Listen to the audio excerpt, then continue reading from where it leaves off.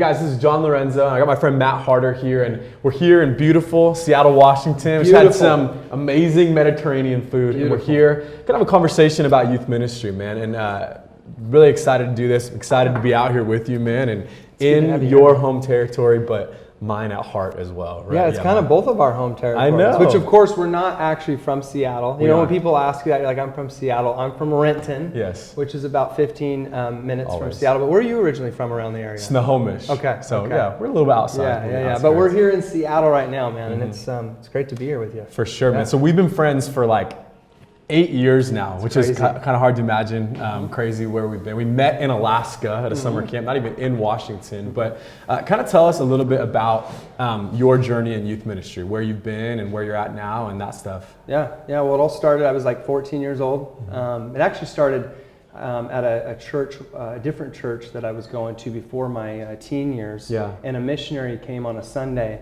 And she had said, hey, I've given up everything my whole life to tell people about Jesus. And so I remember that her saying that, where it was went from just attending a church service, and at 12 years old discovering that like this is bigger than just a Sunday morning. And then when I was 14, at a different church, I had another missionary come, totally different person, and say the same thing about how she had given up her whole life. And then she had made that call that there was somebody in the audience that was called into full-time ministry, and that was me. And so God began to develop me as a teenager, and through that I've always had a passion for youth. I mean, that's the future of the church. Yes, sir. Still doing it, and still going strong here, and it's been great. Been a part of the church I'm at now for about 10 years now. That's awesome. So it's New Life Church in Renton. Yeah. It's amazing, dude. And you oversee kind of all of the youth ministry, different things that go on in there. You guys do weekly services. Yeah, so we do weekly services on Wednesdays and Sunday environment for junior high, and we have 4 campuses, and we have an incredible team. We have some awesome youth pastors that are brothers, and so it's fun. I love that. So off of that, it's a pretty unique scenario where there are other campuses and there are things. One thing I've always respected about you since I've known you and since you've been a youth pastor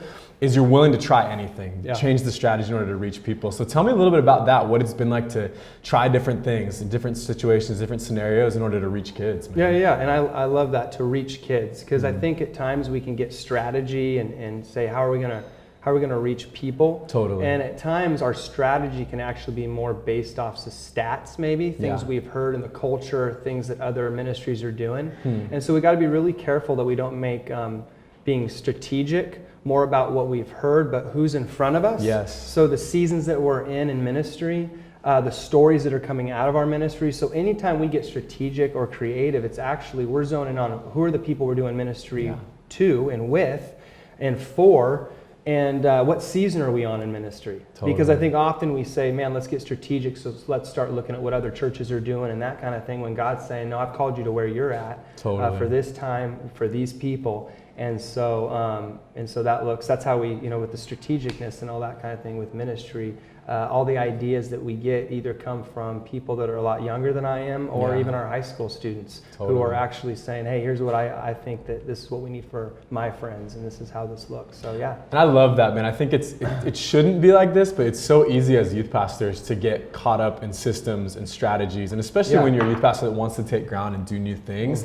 And as simple as it might sound, it's really easy to miss that, no, we're actually called to reach the kids that are in our city. We're called to reach the kids that God has put right in front of us, and not just only in the building, but around us as well. And I think that one thing I really do believe about youth ministry, and I'm not the first person to say it, but it's one of those things that the message is sacred. It stays the same always, but our methods have to be changing. They have to be shaped. They have to be moving.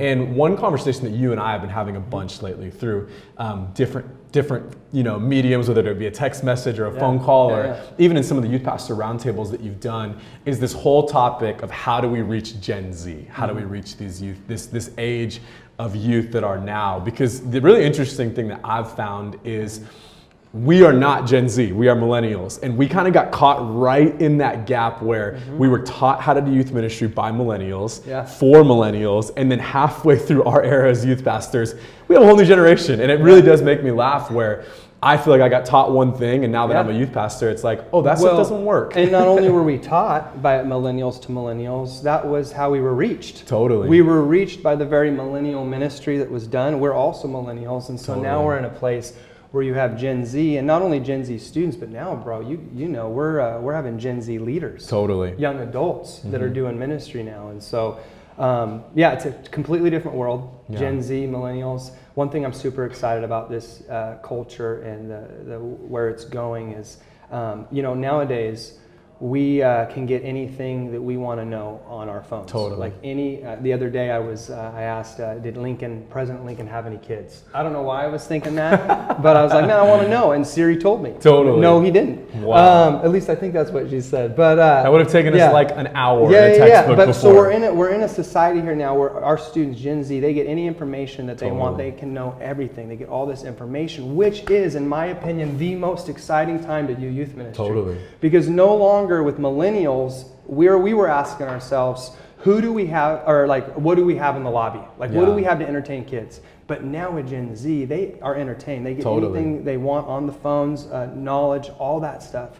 But now we're in a culture where we're saying, who do we have in the lobby? Yeah. Who are the faces that where we can connect with real relationships? So this is an exciting time to do youth ministry. And being a Christian in our context with America is cool right now. Yeah. It's been popularized. Now, we can say that's a negative thing, but actually, I don't view it as a negative thing at all. We have kids coming to the church going, you know what does it mean to be a Christian? Yeah. It seems like it's cool. These celebrities are Christians now. What does this actually look like for me? And so they're seeking not more knowledge or wisdom, they're actually seeking the Spirit of God. And Scripture tells us, in the last days, I will pour out my Spirit on your sons and daughters. And so that's just where I see Gen Z going is, man, it seems so basic. It sounds like Acts. Yeah. But that's where we're at. So. And I think one of the wisest things I ever heard actually came from a roundtable that I did with you when you know, Terry Parkman from Minneapolis was talking, and he was saying Gen Z does not want to be spectators. They want to be contributors. They want to be people that are a part of putting the ministry on. And I would encourage any youth pastor that's listening to this, you've got to do the job of making your students be able to be contributors. And I think that's for us been our challenge at Grace City is spectator strategy, which is what we learned of how do we get people to see this thing that we're doing, this spectacle. It's not going to lead to fruit in Gen Z. You may be able to reach some church kids that kind of have an understanding of church culture, but you're not going to reach the kind of kids that you want to go for and the ones that are in your city. And so I think that we've all have a story like this, but I have to ask, I feel like this is a perfect environment for it. I've known each other long enough from where we were to where we are now. What's one of those things that you've tried and it's just flopped? Like it did not work, it wasn't effective. That's a hard question because I think anytime I see things that we flopped or that we failed, the actual event, that was a failure. So I'll share what I think that was. But when you look at it in the grand scheme of things, it led us to actually innovate to something that wasn't a flop. And so I would say one of the big ones is 3 years ago, we launched what we do, a one-day conference. And it was called Gather One Day. And we flew JJ Vasquez out, phenomenal communicator, pastor. He's there in Florida, and I we got his tickets, all that stuff. We're hyping it up. Everyone's going to be here, and blasted it on social media. Had all the promo that looked great, but then that day that showed about 150 people showed up. Which, that's awesome. But when you're expecting 1,000 and you've budgeted off of that, that's a little bit different. And so it was a complete flop in that moment. But what I love is it helped us ask a lot of questions of why are we doing a conference in the first place? And it helped us ask other people, other trusted voices and youth pastors, man, you were there for this event. Why was this a flop? How can we continue to get more students engaged in Washington State? And now we have Next Gen Conference, which is 3 years into it. We got a lot of churches involved, a lot of students being reached. And it started with a complete flop, but then it made us ask, hey, where are we going here? What is this all about? Why are we doing this? And we were able to answer that question, and it developed into something else. And one thing I've really noticed about that stuff and about big events, things like conferences, camps, is you've got to have a why behind why you do it. I think that one mistake I've been caught making, and I've seen other people make, is we see these events, we want to do them, and it feels like, oh, this is a great idea. But if you don't have a why behind a conference, there's a lot of other things you should be spending your time doing other than doing that. And as we prepare in this season, our conference is coming up here this fall. We're so excited for it. But I was a youth pastor for years before we did it, and it wasn't until I got that release from saying this is what God's called us to do, and here's the why behind why we're doing it, that our team had grown to the point, and probably I'd grown to a point as a leader of where it made sense. And I think about that a lot of, we probably could have pulled this off 2 or 3 years ago when I was just getting into being a youth pastor. But now it feels right. It feels like we're going into it with strength, with purpose, with vision. And I think that for me, I always want to make those kind of steps. There's a lot of things you can give your life to. There's a lot of things you can do. But when there's a why behind it and a God why behind it, it's actually feels like this is the right thing. My pastor always says, right time, right thing, right person, right place. He says those 4 things have got to be present before you do something like that. So I think that's huge. So what's something that, as you've noticed this shift with Gen Z that you guys did do, that maybe someone watching this video, you could say, hey, this was a little shift we made and it really has worked and it's really helped? Yeah, I think just hitting the ground here is just developing these groups that was called Create. And basically what that was, we did that this summer, and we're going to do it again because it works so well, is going from just a Bible study group, right, to let's also train you how to do something that you can apply in your everyday life and maybe in the future. So we had, obviously instruments and media stuff, production that would go train them not only in the church, but also they could take this anywhere, how to edit videos. We did photography class. And so that's super cool because we were able to now not only disciple our kids, but also evangelize as well. We had some people in the community that heard about this Create, these groups, and they came to learn photography, and they left with learning some scripture as well. And so that incorporated kids into our ministry, even reaching some of their friends to come out and to learn certain trades. And so we're going to do it again, and I think that again goes back to Gen Z, to not just be a consumer. They also want to publish, they want to create, they want to collaborate. And that with this generation, that's this generation's love language is collaboration. Got you. And so just to find those environments where students can get together with a team of adults and just learn and grow, not only in God's word, but even in their gifts that God has given them. So So how often do you guys do those? Was it like a monthly thing? Was it a weekly thing? What did it look like? So it's semester based. And so it just hits the rhythm of our ministry, which typically, in ministry, we all have seasons. All of us. We have winter, spring, summer, fall. It doesn't matter what church you go to, what ministry you're leading. We all go through those different seasons. And so typically in a winter season where maybe less people are showing up to the church, these are the moments to not sway away, not to cancel your youth ministry, but to embrace the kids that are coming and to say, hey, we've got this great discipleship for you, or we've got this great event that you're going to come out to or look forward to, or this is how you can continue to be a part of the local church. And so we did that for 6 weeks going into summer, then we hit camp, then we go into our regular house groups now, and we'll do Create again about twice a year. I love that. Yeah. That's awesome, man. I think one thing for us that really we've gotten behind in the past year or two is our on-campus ministry, and we're blessed in the city that we're in to be able to do stuff on campuses. And I know probably people listening to this, you'll give me a story for why you can't get on campus. That's a different topic for a different podcast, I think. But it's an important conversation. It is. But I think for me, one thing that I noticed is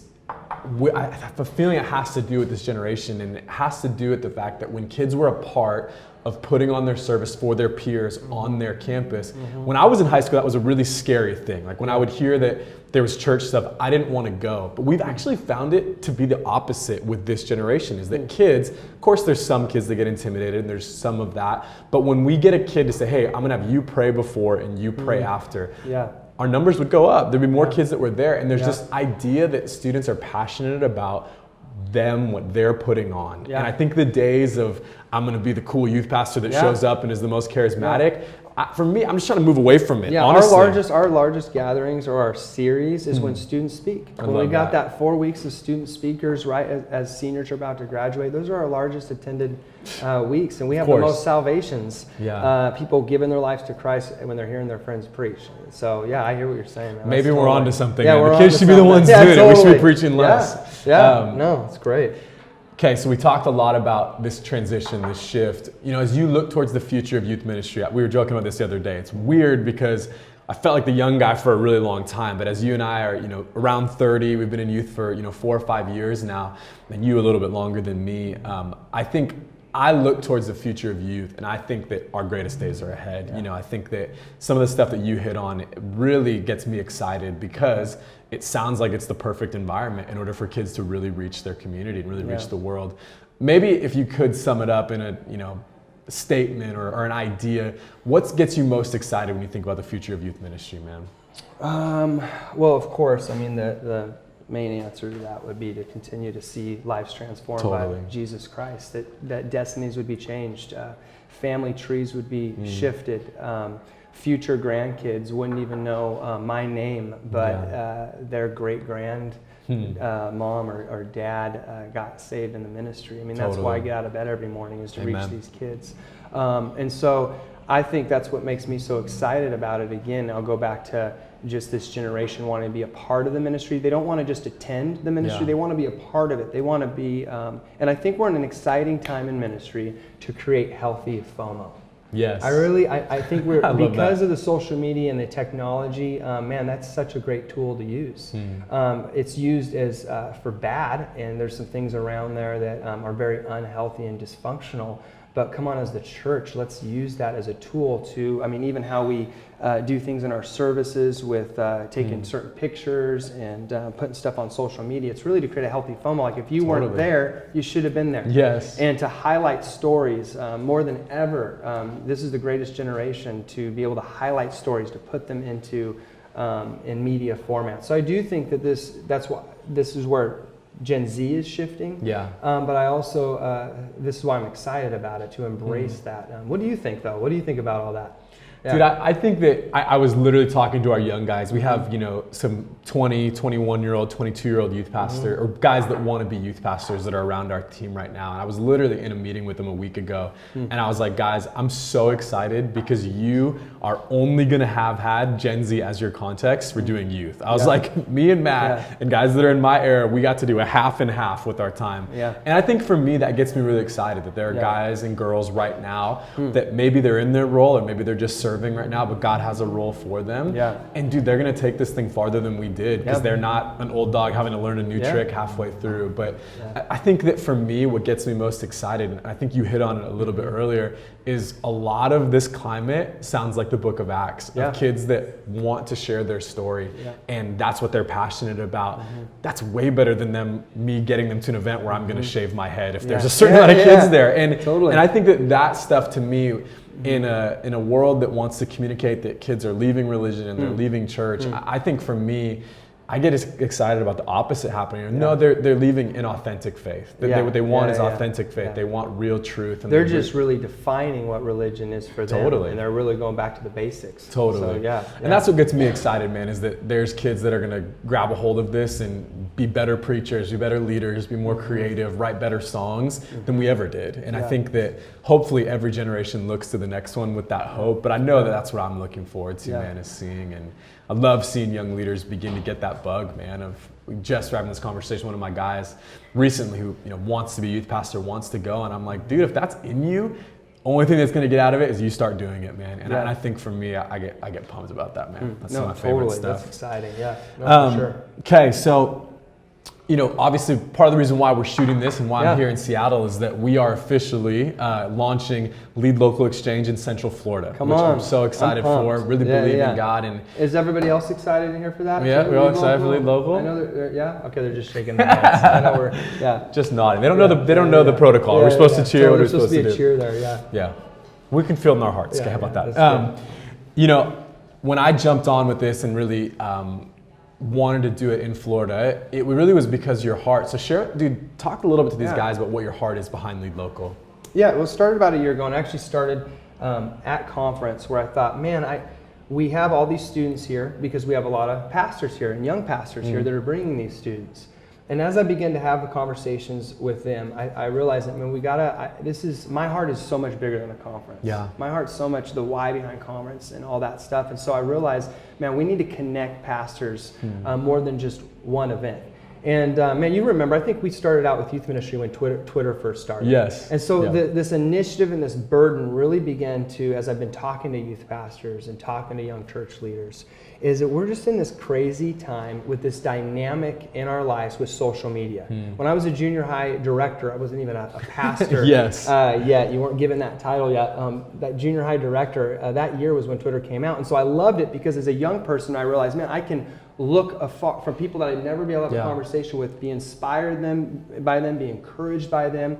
And there was great things about that, but we weren't taught on how to deal with the negative effects of social media. And here's the thing, John, we were not created to be everywhere at once as humans. You think of the fall of man, being like God. I mean, you think about social media, here's the tension, is that we literally can be in many places all at once. Wow. And I don't think that our brains were created for that.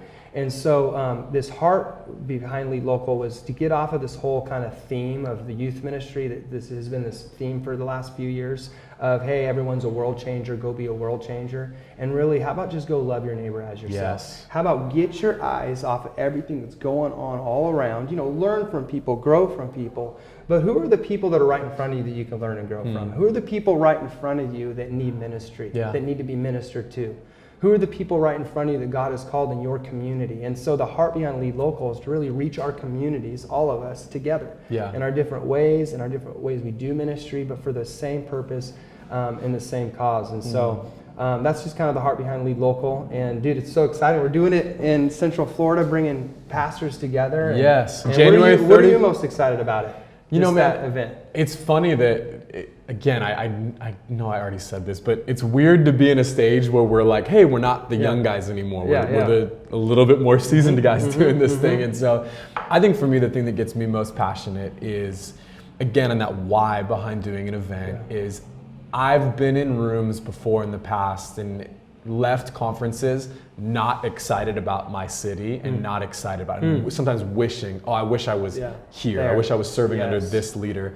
And as I go on, man, I just want to see guys and girls that are serving in youth, young adult, church ministry leave not feeling that way. The reason why I'm getting behind Lead Local and why I'm getting behind Lead Local Exchange specifically in our state is because I want people to leave that weekend in Lakeland being like, peace out, Lakeland. Like, I got to get back. I got to reach my schools, my kids, my city. And that's really what we're going to do, man, over that 24-hour period of really just taking a moment and saying, hey, how can we create the least amount of obstacles? Is it some strategy? Is it some creative thinking? Is it some inspiration? Is it some prayer? Is it these things that we get to come together and just say, hey, man, hey, girl, you got this. We're in your corner. And I've been telling our youth pastors this for a long time when they come to events that we do as far as a lunch or an event where people are shadowing us. And I'm saying, if you don't leave with a bunch of phone numbers, a new friend, and your next speaker for your event, then you missed it. You missed it. The whole reason why we do these things is not to increase our influence, but it's to not do this thing alone. And I think that's what gets me excited, man. Too many people are lonely and quit for the wrong reasons in youth. And I think that's what I really see Lead Local Exchange being in Florida and all around the world eventually is the kind of thing where people leave with some wind in their sails, man. If I still got this, God's hand is on my life, His Spirit is with me. And so I'm really, really excited for it. You guys got to join us January 31st to February 1st. It's going to be incredible. I'm excited to be doing it with friends, man. It's going to be great. Totally. It's going to be incredible. So, kind of wrap up with this idea and kind of have this discussion. What is, like, if you had advice for a youth pastor, young adult pastor, or just a leader serving who's listening to this or watching this right now, what would you tell them? What would you want to get in their heart right now? Okay, well, I'd say Lead Local. Yes, I'm not trying to be cheesy or anything, but I really would fall in love with your community. Like, out of your first get-go, like as maybe you're just getting done with Bible college or a church program and someone's saying, hey, jump in, and we want you to help lead, maybe not the whole youth ministry or the young adult ministry or the church ministry, but maybe a part of it. And I want you to jump in and lead. Learn and grow from people that are outside your church, but fall in love with your church. Fall in love with the people in your church. Fall in love with the community. Totally. I would say as a young leader, embrace it. I don't know how to say this, but just embrace small. Embrace the small moments. love the small moments. I mean, I love living for the big moments. I love living for the conference moments. Yeah. But embrace those small moments, because it's in the small moments that we hear the small whispers of God. Love that. It's in the small communities that we actually have authentic community, right? It's in the small events that if we would embrace those and be okay in seasons that maybe there's a smaller group of people, to love the heck out of those people and watch what God does in your life and your ministry. So yeah, man, how about you? To finish this off, what would you tell your I'm going to say the same thing, honestly. Okay, yeah. I know that we're kind of stuck on this thought and stuck on this track, but I really do think that a lot of young guys and gals would be served by just turning off notifications on Instagram, Twitter, and just focusing in on the kids that God has called you to reach and the people and the leaders that God has given you. You know, one of the reasons why I think youth pastors struggle and why I've struggled at different points is when my eyes are fixed on places that God has not called me to be fixated on. And honestly, man, the amount of peace that you'll live in and the amount of peace you'll lead in when you're just focused on reaching your city. I mean, I don't even live in that big of a city. You know, Lakeland is a city about 180,000 to 200,000 people if you include the surrounding areas. And still, man, we got the statistics, and there's over 60,000 middle school and high school students to reach in our area and in the high schools. And I'm like, anytime I start getting, oh man, we're doing a great job, I'm like, we're not even close, bro. We've got so much longer to go. And so I think for me, the more peace I've had as a youth pastor, it's come from, hey, get on campus. It'll be the best thing for your soul ever. Hey, get to a football game. When you're frustrated about the event you're trying to do, the conference you're trying to do, go to a basketball game and remember that this is why I got into this, because I love kids. This is why I got into this, to be a part of this formative stage of young people's lives, man. So, and honestly, I've been trying to encourage myself and encourage more youth pastors. We're living the dream right now. Like youth ministry is the dream. This is not a stepping stone. This is not a step that you're trying to get to for your next thing. I literally had this moment like 3 or 4 months ago where I was in like a pastoral care meeting in my office, and I put my hands on my desk and then I put my hands on my face, like just, normal conversation kind of thing. And I started like, my nose started watering, my eyes started watering, and I'm like, what is happening? Like literally, I'm like, the person in my office probably thinks I'm a crazy person. And I realized what had happened is that we were doing this like dumb hot sauce challenge, and the guys on my team had left the bottle on my desk and it had gotten stuff on it. So I'd gotten hot sauce in my eyes, and I was sitting here. I thought you were having an emotional moment. No. That's probably what they thought too. So maybe they're like, oh my God, John is really passionate about this. No, but I was sitting there laughing, flushing my eyes out and saying, when is this going to be my job, buying ridiculous hot sauce ever again in my life? I'm like, this is the dream. This is fun, being a part of this stage of life. And so that's, I think, what gets me excited. No, it's so good. Well, dude, thank you so much for doing this. Come on. Thanks for hanging today. Yeah, of course. This was amazing. Cedar and Spokes Coffee, this amazing spot out here. And I love you, man. I'm so thankful to have you as a friend, and really excited for everything God's going to be doing, man. Both at Lead Local Exchange, everything else that we're doing over the next year. It's going to be amazing, man.